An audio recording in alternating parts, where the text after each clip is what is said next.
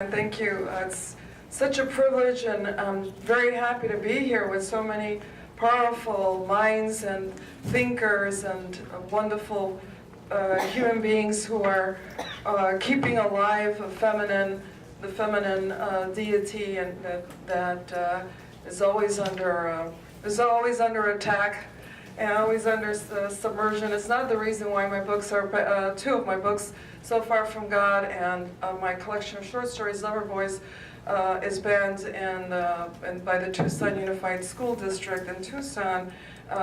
It's because it's Arizona. This morning I'd like to start out by thanking Ann Key especially, and the association for inviting me and for bringing me out of my little desert hideaway to come and join you and to be back in the city where I lived and wrote books and taught at San Francisco State University of Feminist Studies a long time ago, and so it's always wonderful to come back to one of my homes. I'm going to share with you this morning a little bit of what I have been engaging my mind in the last few years. I was working on a novel called, sometimes I have a title and then I have to write the book. So I had a title called The Last God Is Standing. And as it became more and more real for me and less an idea, it became much more challenging. So I took some of that material to share with you today. I don't know if I will continue with The Last God Is Standing. I just got sidetracked and started working on something very different. So who knows, maybe I will, and maybe I won't. But for now, I would like to share with you some of the thoughts that were consuming me in the last few years along this theme of The Last God Is Standing.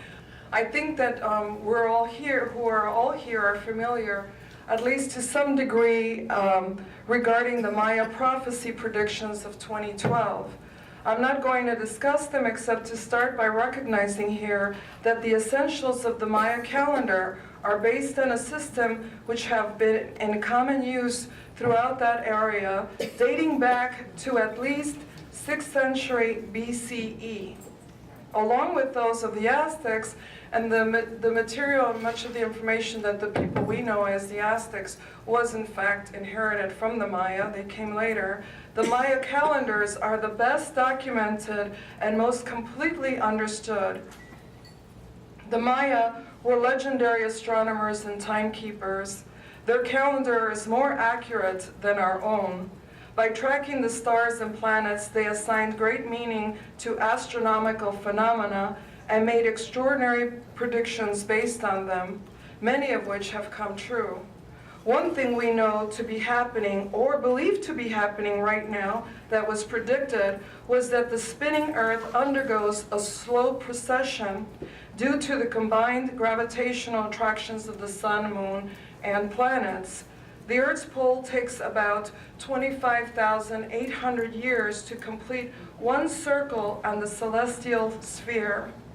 The precession, or the wobbling motion of a spinning top or gyroscope in which the axis of rotation gradually sweeps out a canonical shape, and we are now, this year, completing that rotation. I cannot pretend that I know even a small fraction of what my ancestors may have known of the stars before the conquest. However, this morning I will share a little of what I have come to understand, and I hope you find it a little bit as compelling as I have. The Mesoamericans knew much more of the infinite skies than their own planets. They had not yet discovered what navigators of the seas had only learned not so long before. The Earth was not flat. Thus, the wise and learned astronomer priests and kings made assumptions regarding the floating towers, as they were called, that reached their shores, disembarking heretofore unknown horses and long-legged dogs and weapons that used gunpowder, releasing fire and explosions never imagined. We hear to this day that Moctezuma and others believed Cortés to be none other than the Jesus-like figure Quetzalcoatl, returned to his people as promised in what even then seemed a mythical past. One read was the date, 1519. But why exactly was the European mistaken for the beloved God of the Toltecs? Why was it predicted that Quetzalcoatl would return at that time? What about Cortez, in addition to his appearance in 1519, made the Sabios believe him to be the god Quetzalcoatl? We are today only weeks away from another auspicious date. On June 6th, we have the second orbit of Venus near the Earth, where we can actually view the planet. There are 2 cycles in about 8-year intervals, and this happens approximately every 113 years. It was during one of these cycles when the astronomers awaited Quetzalcoatl's return. The Venus transits of 1518 to 1526 coincided with the arrival of the Spaniards. The Aztecs knew Venus in the sky, who was Quetzalcoatl, the morning star, and its opposite, Xolotl, the evening star, glowing brightly each. Cortez, a man on 2 feet once he dismounted his frightening and powerful beast, wore a shiny metal armor. The people we call the Aztecs had gold and silver, but did not know steel. Beyond the light skin and those with blonde hair and beards, the conquistador and his men in armor glimmered in the sun like shining fallen stars. And above all, Quetzalcoatl's return was not an arbitrary date. Venus had landed on Earth. The European Catholics that conquered the so-called New World, as we all know, brought with them their faith. The Lord God was indivisible and invisible. It was accepted that while we had no way of knowing his exact form, it was often believed that God was an old white man who sat on a throne above the clouds like Zeus, ruler of the sky and the Olympian gods.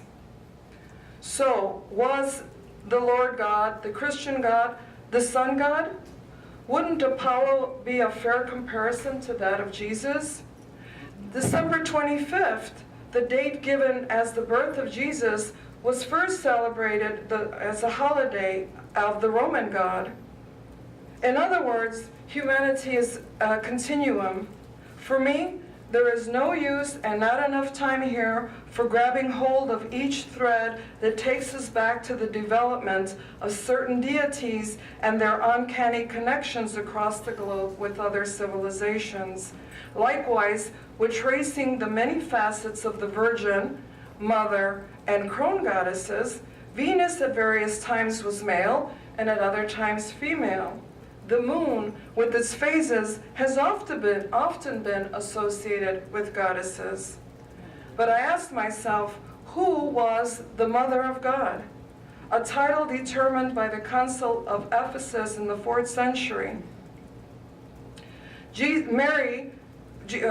For Jesus was human and divine, and because of his divinity, the early Christian fathers restored the title Mother of God, Theotokos, used in previous religions, the title given to the mother of Zeus, with good conscience. The mother of Zeus, Rhea, was a goddess. When we reach the historical era where Mary, a humble Jewish girl, is impregnated by the fierce and visible Hebrew Lord, there was a trend of male gods impregnating human women. These gods were said to have no physical body and would therefore have to take another form in order to mate with the mortal woman. And where did these gods reside? Typically, they were in the skies, just as the indigenous people of the New World thought their gods resided amongst other places. And like Venus and other planets, they were gods and goddesses and could also be stars.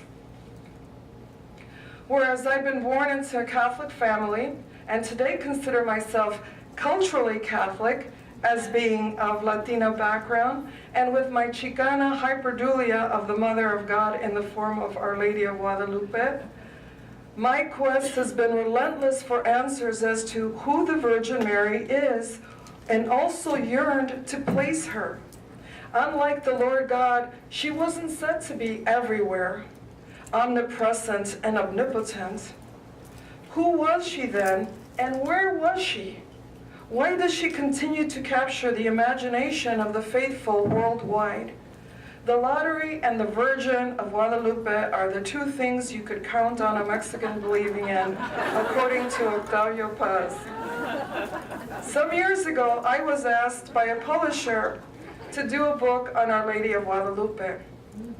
In an anthology, this is it, it's the Goddess of the Americas, in an anthology in which many notable writers, not all Mexican, not necessarily Catholic, and not all women, reflect on who Our Lady of Guadalupe is to them and the meaning she has in contemporary times. As I mentioned earlier, I am not the most fervent of Catholic followers, but I did know that Our Lady Mother has her place in the realm of celestial divinities as a saint. That place is not next to God, not on the right or left-hand side. It is not as Mother of the Divine Son of God above Christ. She is given a great many titles, the Queen among Queens. She was beamed up to heaven when it was determined that she remained intact, in other words, without original sin, as only the Mother of the Divine Son of God could be. But she is not divine. She is a mediator for her followers. It is through God's doing that she performs miracles and answers our prayers. We, her devotees, sometimes forget protocol. We are drawn to her because she, unlike God, does take human form, and it is that of the ultimate figure of unconditional human love and protection, that of Mother. I wasn't buying the sublime, passive, designated role given to the Virgin Mother, not totally. If she were anything at all like my own Mexican Indian mother, I knew she was a figure you dared not cross. Perhaps slavery and genocide had left many indigenous people who survived and to appear docile, rendered harmless because of their powerlessness in a colonized and racist society. But the numbers alone that exist today, the ongoing resistance of the Yaquis and Zapotecs remind us that such people created gods with their own fierce nature. I knew very well that I was implying what I was implying when I chose to call my anthology not Virgencita, the cute, endearing name suggested by my kosher Jewish in-house editor, but the Goddess of the Americas. I knew it was blasphemy, meriting excommunication. Not a problem. I'll add right off that a literary goal of mine then, and remains to be, was to have my work issued an encyclical by the Pope, forbidding its reading by good Catholics.